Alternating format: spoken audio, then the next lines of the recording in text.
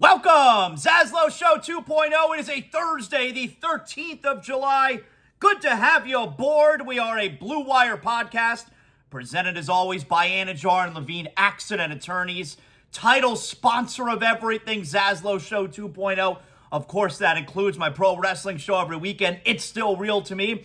Looking forward to this coming episode this weekend, so hope you guys are catching that and keeping up to speed with all your pro wrestling action. But today, and everything ZASLOW Show 2.0, like I said, presented by Anidjar and Levine Accident Attorneys, 800-747-FREE. That's 800-747-3733. We're going to do a bunch of NBA here today. Damian Lillard, the Marlins are back in action tomorrow. Second half of the season, All-Star break tomorrow in Baltimore for a weekend series. So we got the Marlins who are finally going to get back at it. We had the ESPYs last night, Black Wednesday. That's what last night's referred to very often because it's like the one night of the year where you got none of the major sports.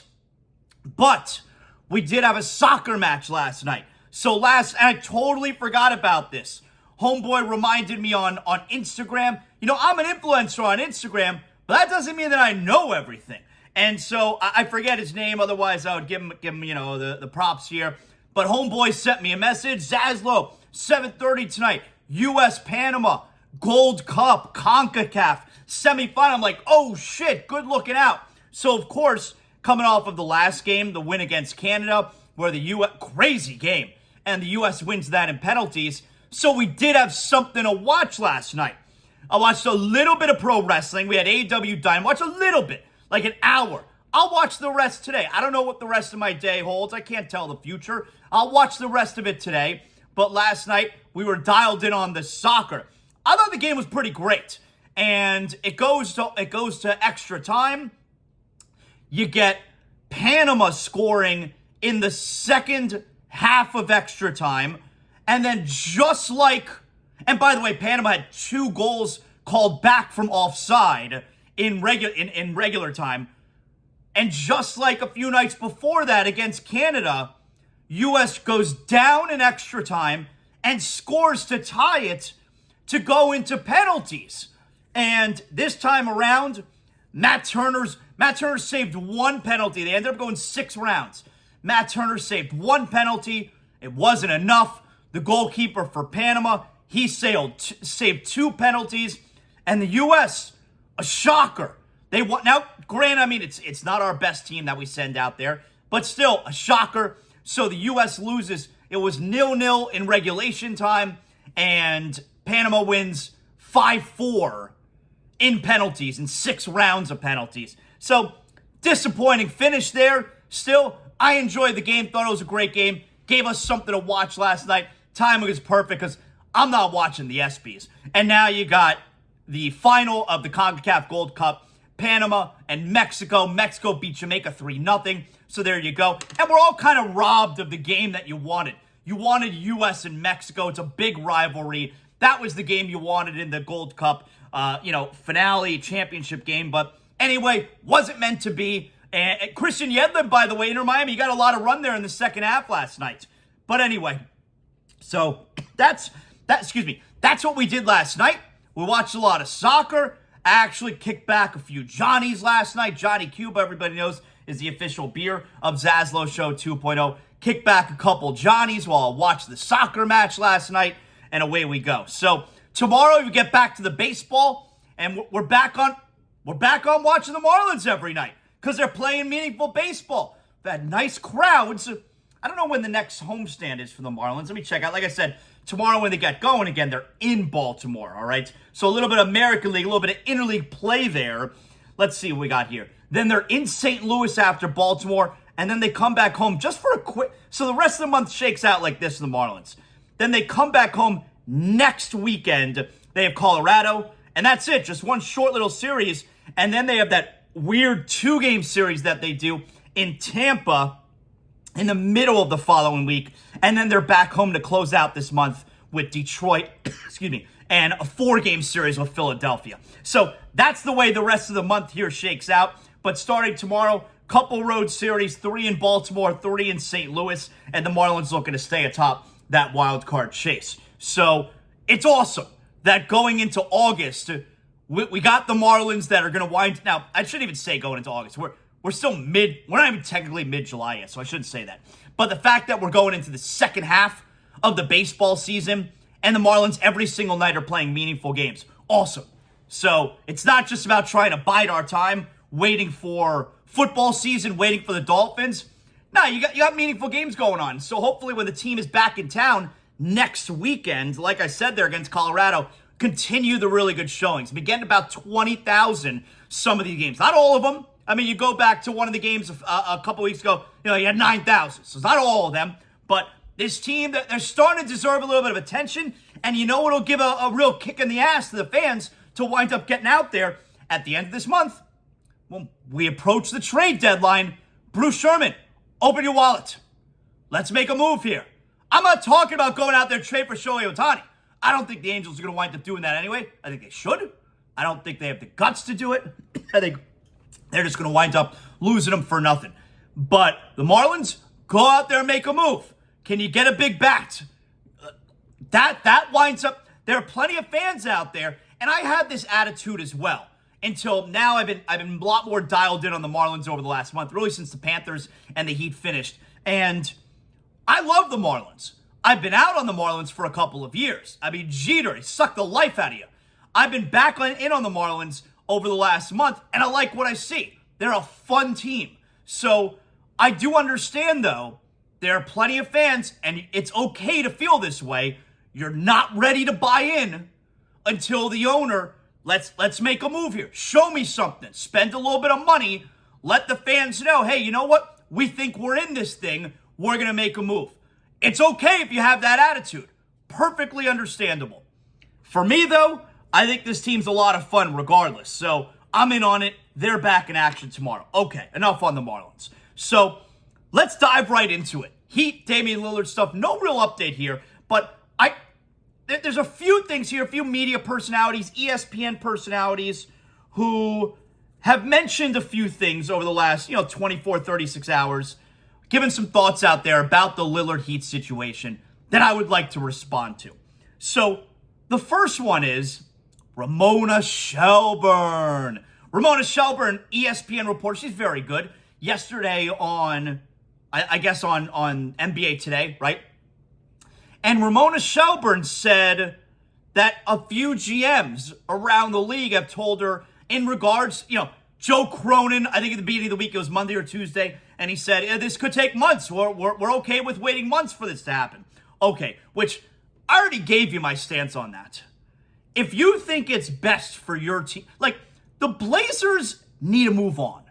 And I don't mean the Blazers need to move on because it's like, just accept Miami's offer or whatever it is. That's not what I'm talking about.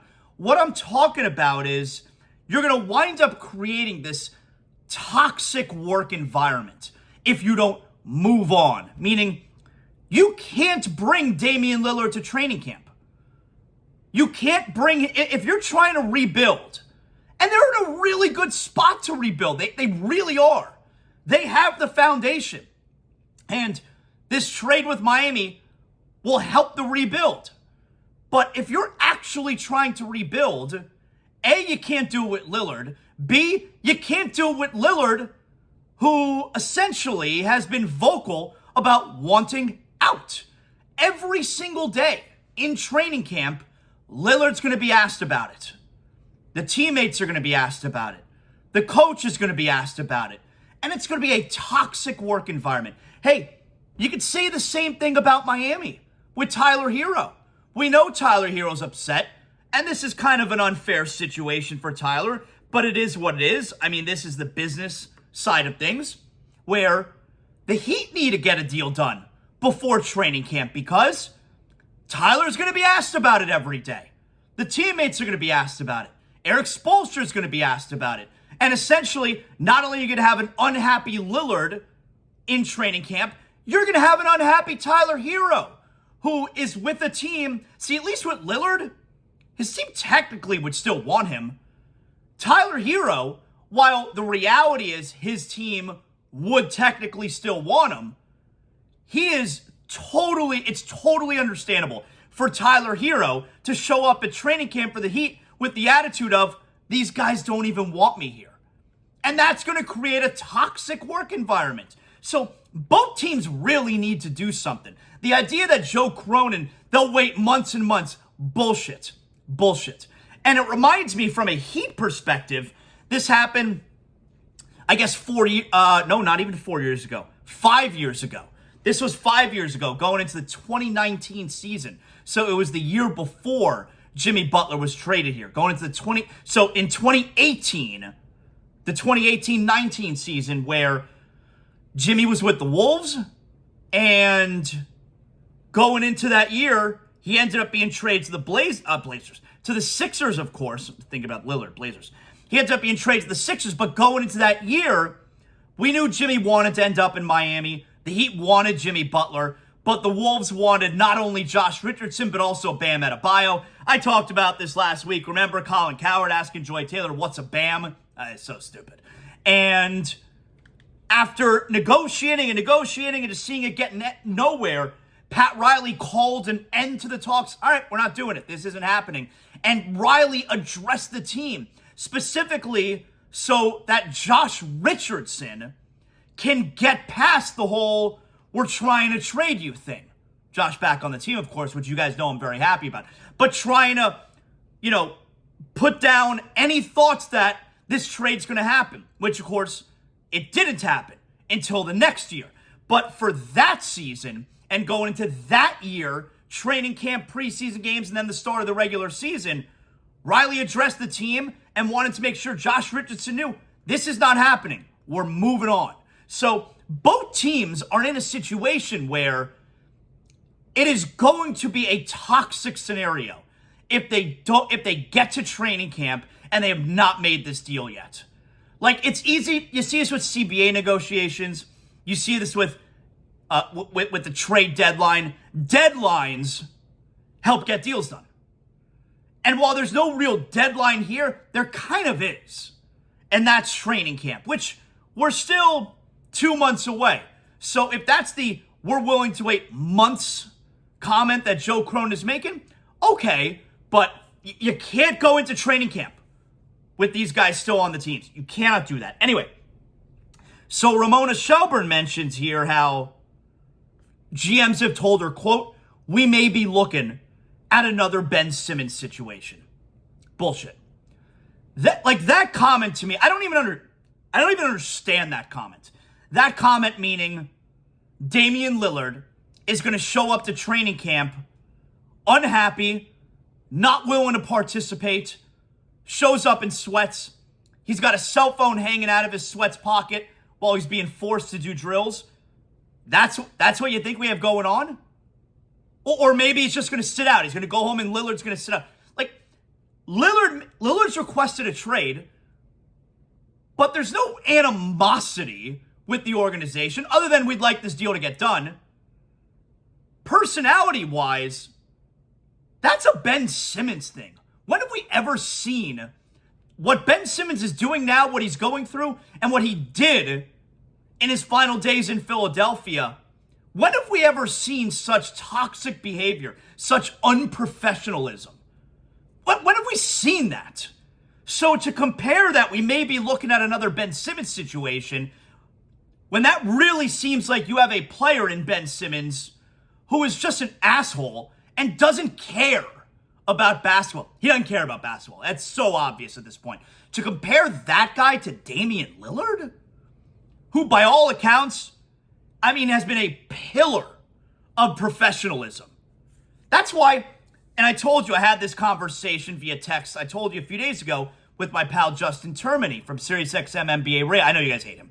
And he asked me how I feel about all this stuff with Lillard. I said, well, I'm super hypocritical because I hate this kind of I hate the trade demands under contract, narrowing it down to just one team.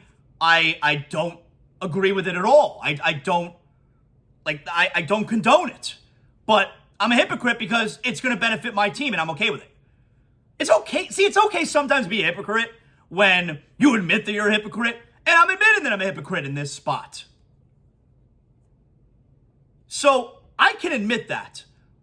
But at the same time, to compare the Lillard situation with Ben Simmons, I'm sorry. Ben Simmons is one of a kind. Lillard, I'm gonna wind up being okay with what he's doing because by all accounts, great dude. So yeah, I don't like the way he's going about it. I'm okay with it because it's the Miami Heat, and I'm going to be able to look past it once he gets here because he's a great dude. And I have no problem supporting a guy like that. See, I wouldn't want a guy like Ben Simmons on my team. I wouldn't want to support Ben Simmons. I don't want to cheer for Ben Simmons. I don't think anyone has a problem cheering for Damian Lillard. Really seems to be one of the best dudes in the league. I'm not talking about his actual play. I'm just talking about being a good dude. And those guys are easy to cheer for. So anyway, the whole we may be looking at another Ben Simmons situation, that just feels like something salacious to say. That's bullshit. Now, that was Ramona Shelburne yesterday on NBA Today. Next up, Bill Simmons on his podcast on The Ringer. That's right, Bill Simmons. What did Simmons have to say that's worth mentioning here? Well, first, if you guys are looking for new insurance on your home, maybe you don't think you have the great coverage. Maybe you know you're not paying the best rates. Well, luckily for you, I'm telling you about the only insurance agency I use for my homeowner's insurance. I'm talking about Brunt Insurance and Financial Services. Yesterday, I recommended Brunt Insurance. Big ZASLOW Show 2.0 fan Irene yesterday. I told her about Brunt Insurance. I'm sure they're going to wind up taking care of her.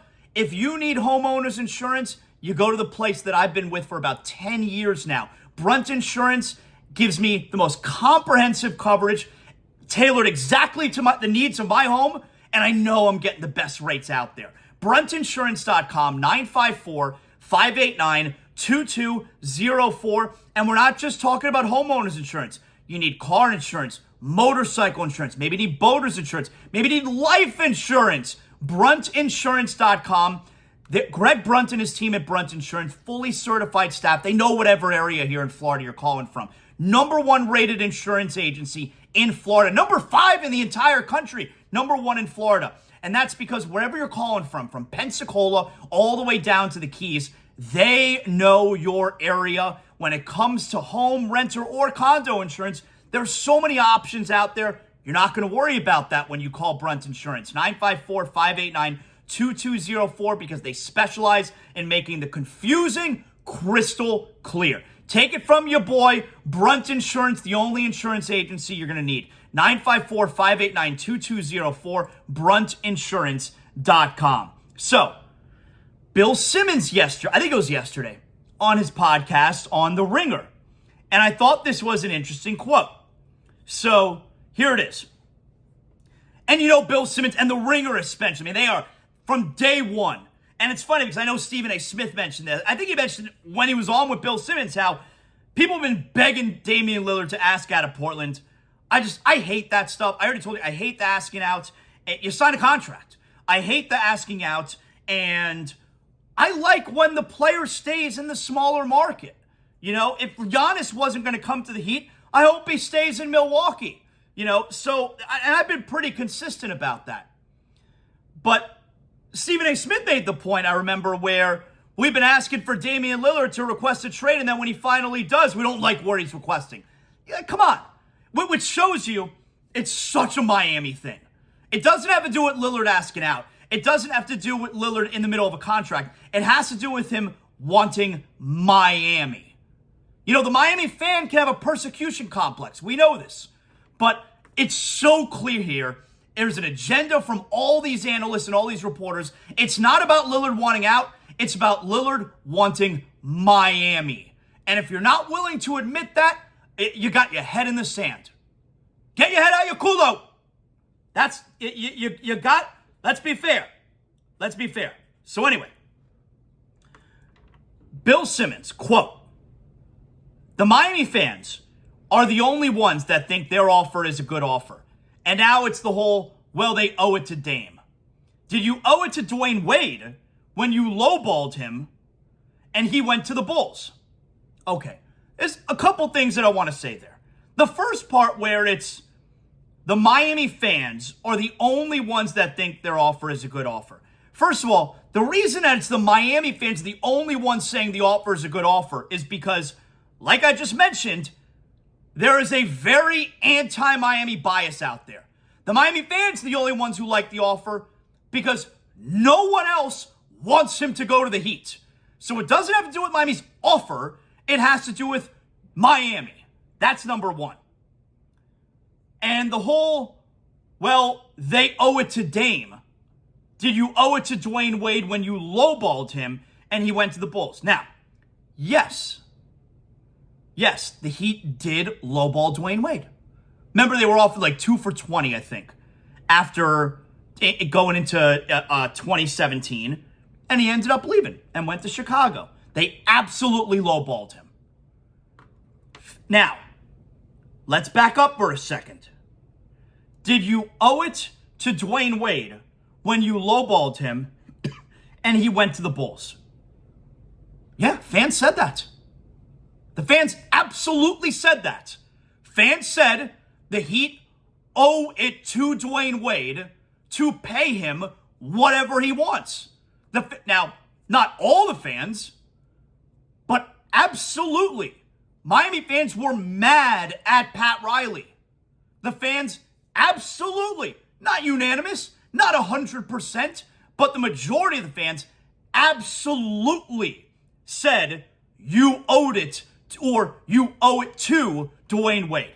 Okay, so let's not use revisionist history here. Bill Simmons just not informed in that spot then. The fans absolutely said that.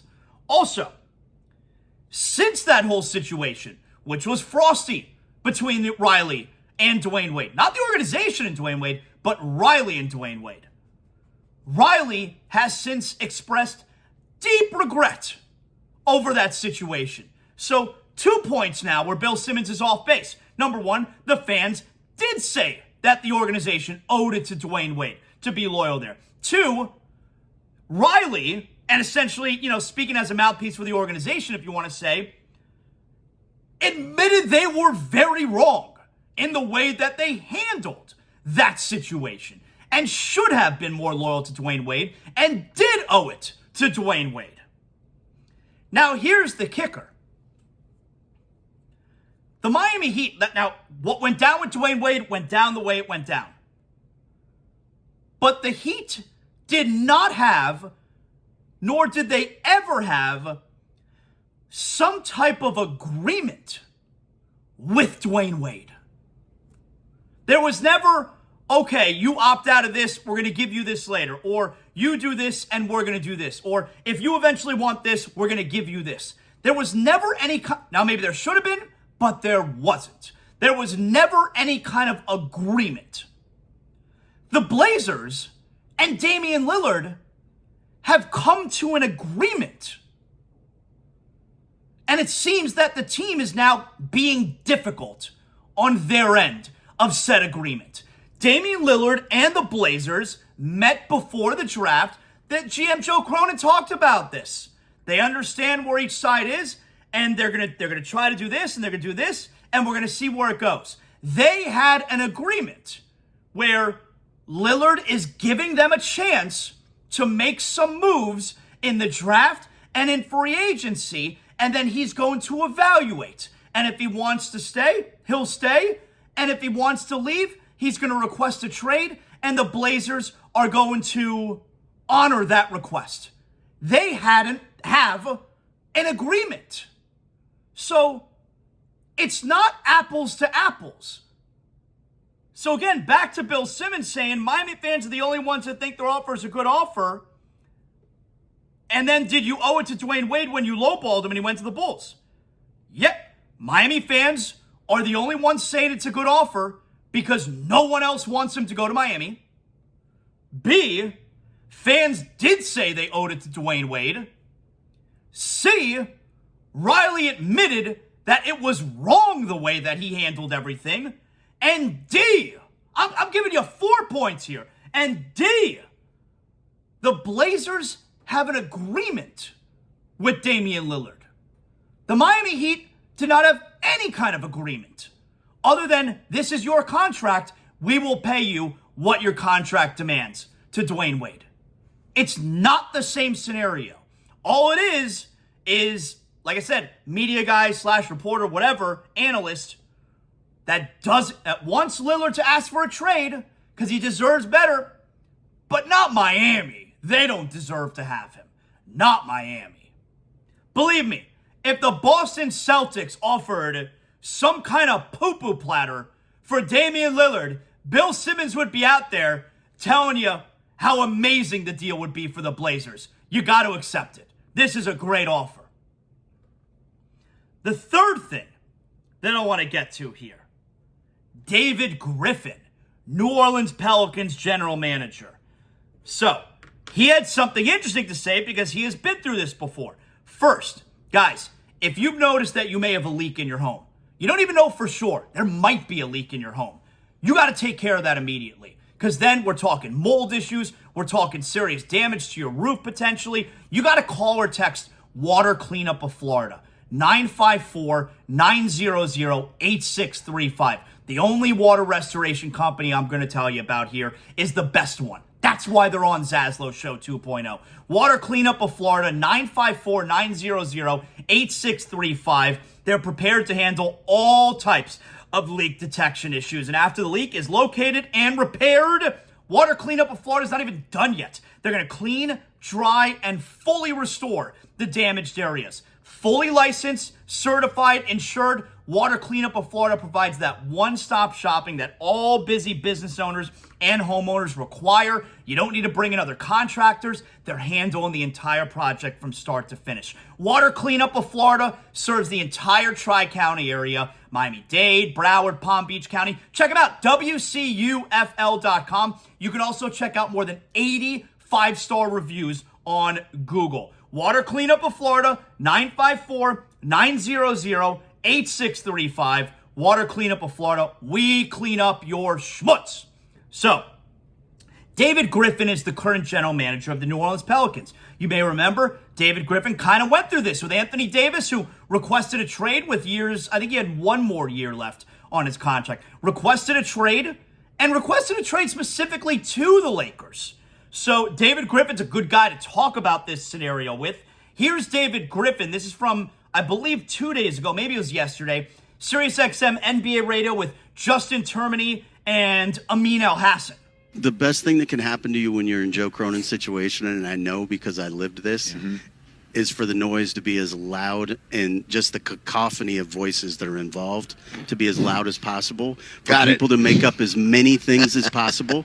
I want people to invent as many different scenarios as they can and put them out into the universe because it gives you leverage. If there's actually a chance that you would trade him somewhere other than Miami, you get a much better deal. And we were blessed that the deal we made with LA in large part was fueled by all of the noise around other teams. Boston is one of them that was out there as a potential landing spot, and it gave us leverage that we probably didn't deserve. And I think in this situation, they're going to need to create a landing spot that's not just Miami because it could be difficult to make that. Yeah, I heard Philadelphia's interested. I heard you're interested. I heard a bunch of other teams are interested. We'll throw that out there. This just in, 29 teams would like to have Damian Lillard. Actually, that's a good 30 teams. Because Portland would still like to have him back. All right, so here's the thing, though. And David Griffin's a good guy to talk to about this because he's got the experience in a very similar situation. By the way, NBA radio, SiriusXM NBA radio, you know I love those guys. Scow and Isola in the morning. I love that show. I listen every day. Termini's my guy in the afternoons. I love SiriusXM NBA radio. The program, it's so good. They had amazing guests the last few days out there at Summer League, including you had Mark Cuban on with Termini and Isola, Rich Paul on with Termini and Isola. Really good stuff. You can go back and check all that stuff out. But David Griffin, it's interesting because he says, the deal we made with LA was fueled by all the noise around other teams, and it gave us leverage that we probably didn't deserve. So he says, holding out, that more noise, and you could wind up extracting more from the Lakers and Rob Pelinka, which he believes is what ended up happening. I would say this. Miami's too smart for that. Rob Pelinka, was he in his first year as GM with the Lakers? Rob Pelinka does not and did not at the time have the experience remotely close to what Portland is dealing with Miami. Miami's not going to be bullied, or Miami's not going to hit the panic button based on other stuff they hear, all the noise. That stuff's not going to faze the Heat. You see, the Heat missed out. Look, the Heat could have had Bradley Beal, 1,000%. But the Heat put a specific value on the player. This is our offer. We'd like you to take it, but we're not going to overpay. Just like they let guys like Max Strus leave. They let guys like Gabe Vincent leave. They could have kept them. They're not going to overpay what they believe the value is. And they're certainly not going to panic, and they're not going to overpay what they believe the value is for Lillard, while that means bidding against themselves. That's not going to happen. So it's a good perspective, I believe, from David Griffin, but you're dealing with a front office that's too professional in Miami and too savvy to get spooked by the noise that's out there and all that stuff. It's not going to happen. It's not going to happen. So I guess I would stop a little bit short of saying Miami has the leverage here, but I don't think Portland has any leverage, and I don't think they're going to gain any kind of leverage. The only danger there is, Griffin is saying, wait. Only good things can come from waiting there. The part that I will say that could obviously benefit the Blazers, and what David Griffin is also alluding to there. The only thing that could wind up screwing Miami is, as time goes by, Damian Lillard gets convinced by someone that you would also enjoy playing for this team over here. And then you create a bidding war, and then maybe the Blazers send him somewhere else.